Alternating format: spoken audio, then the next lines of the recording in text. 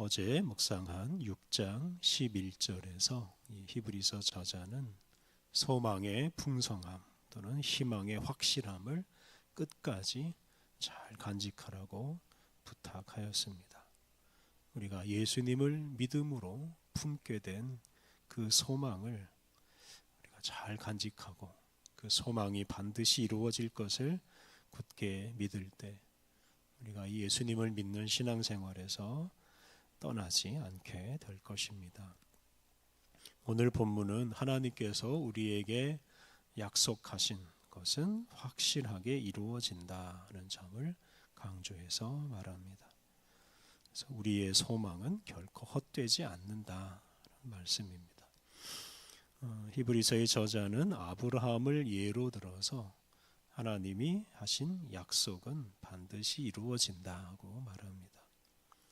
13절 말씀, 하나님이 아브라함에게 약속하실 때에 가리켜 맹세할 자가 자기보다 더 큰 이가 없으므로 자기를 가리켜 맹세하여. 창세기 22장 16절을 보면 하나님께서 아브라함에게 복을 약속하실 때 당신보다 큰 자가 없기에 당신 자신에게 맹세하면서 약속하셨습니다. 다시 말해서 하나님은 당신의 이름을 걸고 맹세하면서 아브라함에게 약속하셨습니다. 이렇게 하나님께서 맹세까지 하시며 약속하신 그 약속은 반드시 이루어질 것입니다. 14절 하나님이 아브라함에게 하신 14절은 하나님이 아브라함에게 하신 약속의 내용입니다. 14절 이르시되 내가 반드시 너에게 복주고 복주며 너를 번성하게 하고 번성하게 하리라 하셨더니 하나님께서 아브라함에게 많은 복을 주시고 그의 후손을 번성하게 해 주시겠다고 약속하셨습니다. 그런데 그 약속이 당장 이루어진 것이 아닙니다. 15절 그가 이같이 오래 참아 약속을 받았느니라. 아브라함은 오래 참고 기다렸습니다. 그는 하나님께서 당신의 이름을 걸고 맹세하셨기에 그 약속이 반드시 이루어질 것이라고 믿고 오랫동안 참고 기다렸습니다. 만약 아브라함이 하나님께서 하신 약속을 의심했더라면 그가 오래 참지 못했을 것이고 하나님의 약속이 이루어지는 것을 보지 못했을 것입니다. 16절과 17절은 하나님께서 아브라함에게 하신 그 약속과 맹세의 의미를 자세히 설명합니다. 16절 사람들은 자기보다 더 큰 자를 가리켜 맹세하나니 맹세는 그들이 다투는 모든 일의 최후 확정이니라. 어떤 일을 반드시 하겠다, 또는 돈을 빌리면서 돈을 반드시 갚겠다, 이런 약속을 할 때 요즘에는 이제 인적 보증이나 물적 담보 제도를 사용합니다. 그래서 보증인을 세운다든지 저당권을 설정한다든지 하는 행동을 합니다. 그런데 옛날에는 그런 수단 대신에 자기보다 더 큰 사람을 가리켜 맹세하는 방법을 사용했습니다. 서로 약속이 이루어질 것에 대해서 의심하는 경우에 높고 큰 사람의 이름을 부르면서 맹세함으로써 그 약속을 반드시 지키겠다 하는 뜻을 이제 밝힙니다. 하나님께서도 바로 그런 맹세를 하셨다고 말합니다.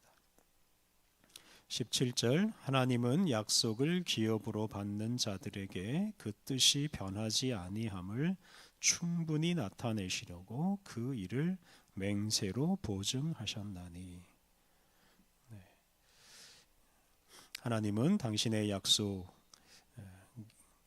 당신이 하신 그 약속이 반드시 이루어진다 하는 것을 약속의 상대방인 아브라함에게 분명히 나타내시려고 당신의 이름으로 맹세하셨습니다.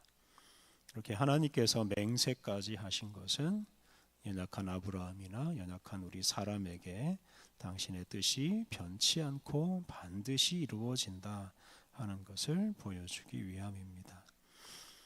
18절, 이는 하나님이 거짓말을 하실 수 없는 이 두 가지 변하지 못할 사실로 말미암아 앞에 있는 소망을 얻으려고 피난처를 찾은 우리에게 큰 안위를 받게 하려 하심이라.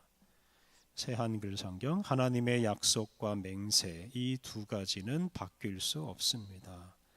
약속과 맹세에 대해서 하나님은 거짓말을 하실 수 없으십니다. 따라서 하나님께로 피해 달아난 우리가 이 약속과 맹세를 통해서 앞에 놓여 있는 희망을 붙들 강한 용기를 얻을 수 있도록 하시려는 것입니다. 두 가지 변하지 못할 사실, 이것은 하나님의 약속과 하나님의 맹세입니다. 사실 하나님의 약속 그 자체로 이미 확실합니다. 다른 존재가 아니고 다른 분도 아니고 하나님께서 약속하셨으니 그 약속은 반드시 이루어집니다. 게다가 하나님은 당신의 이름을 걸고 맹세까지 하셨습니다. 그래서 하나님이 약속하신 것은 더욱 확실하게 이루어질 것입니다. 바로 이 두 가지 변하지 못할 사실, 하나님의 약속과 하나님의 맹세 덕분에 피난처를 찾아 나선 우리가 하나님 안에서 소망과 위로를 얻을 수 있습니다. 하나님이 우리에게 약속하신 것은 반드시 이루어질 것이라는 소망을 품고 우리가 더 힘차게 살아갈 수 있습니다. 19절, 우리가 이 소망을 가지고 있는 것은 영혼의 닷 같아서 튼튼하고 견고하여 휘장 안에 들어가나니. 하나님께서 우리에게 약속하심으로 우리가 품게 된 소망, 그 약속이 반드시 이루어질 것이라고 품게 된 그 소망은 영혼의 닷과 같아서 튼튼하고 견고합니다. 우리가 품게 된 그 소망이 우리 인생을 흔들리지 않게 합니다. 좌로나 우로 치우치지 않게 하고 시험에 빠져서 실족하지 않게 하고 하나님을 향해서 하나님께서 약속하신 것을 향해서 날마다 나아갈 수 있게 해줍니다. 19절 하반절에서 휘장 안에 들어간다라고 하는 표현은 하나님께서 거하시는 곳인 거룩한 장소인 이 지성소에 들어간다는 뜻입니다. 하나님께서 약속하신 것이 반드시 이루어질 것이라는 소망을 품고 사는 사람은 그 휘장 안으로 들어가서 하나님을 만나게 될 것이고 그의 구원이 완성될 것이라는 뜻입니다. 하나님께서 약속하신 것을 굳게 믿고 소망을 품고 사는 사람은 흔들리지 않고 믿음의 길을 걸어가서 마침내 하나님을 만나고 구원의 완성의 단계에 이르게 될 것입니다. 그런데 이미 우리보다 먼저 그 길을 가신 분이 있습니다. 20절, 그리로 앞서 가신 예수께서 멜기세덱의 반차를 따라 영원히 대제사장이 되어 우리를 위하여 들어가셨느니라. 예수님께서 멜기세덱의 반차를 따라 영원한 대제사장이 되어서 우리를 위해서 휘장 안으로, 지성소 안으로 먼저 들어가셨습니다. 그래서 예수님이 그 지성소 안에서 하나님과 사람을 화해하게 하는 제사를 드리심으로 하나님과 우리 사이의 모든 간격과 장애물이 사라지고 말았습니다. 그래서 우리는 그 대제사장 예수님, 우리보다 먼저 지성소 안으로 들어가신 예수님의 도우심을 받아서 우리도 지성소 안으로 들어가서 하나님을 만날 수 있습니다. 이와 관련된 말씀은 이제 뒤에서 더 자세하게 설명하고 특히 멜기세덱의 반차를 따르는 대제사장에 대해서는 이어지는 7장에서 자세하게 설명합니다. 하나님께서는 우리에게 복을 주시겠다고 약속하셨습니다. 우리를 구원하시고 하나님 나라에서 하나님과 같은 모습으로 살게 해 주시겠다고 약속하셨습니다. 우리에게 완전한 구원을 주시겠다고 약속하셨습니다. 그렇게 약속하실 뿐만 아니라 당신의 이름으로 맹세하심으로 그 약속이 확실히 이루어진다는 것을 우리에게 말씀해 주셨습니다. 그리고 우리 주님 예수님께서 우리를 그곳으로 또한 인도해 주십니다. 우리는 이러한 하나님의 약속과 맹세, 또 우리를 인도하시는 예수님의 은총 덕분에 큰 소망을 품고 살 수 있습니다. 그리고 그 소망은 우리의 영혼의 닷과 같아서 우리 인생을 흔들리지 않게 할 것입니다. 우리의 믿음을 굳게 하고 항상 소망을 품고 완전한 구원의 길로 날마다 나아가야 하겠습니다. 우리 함께 기도하겠습니다.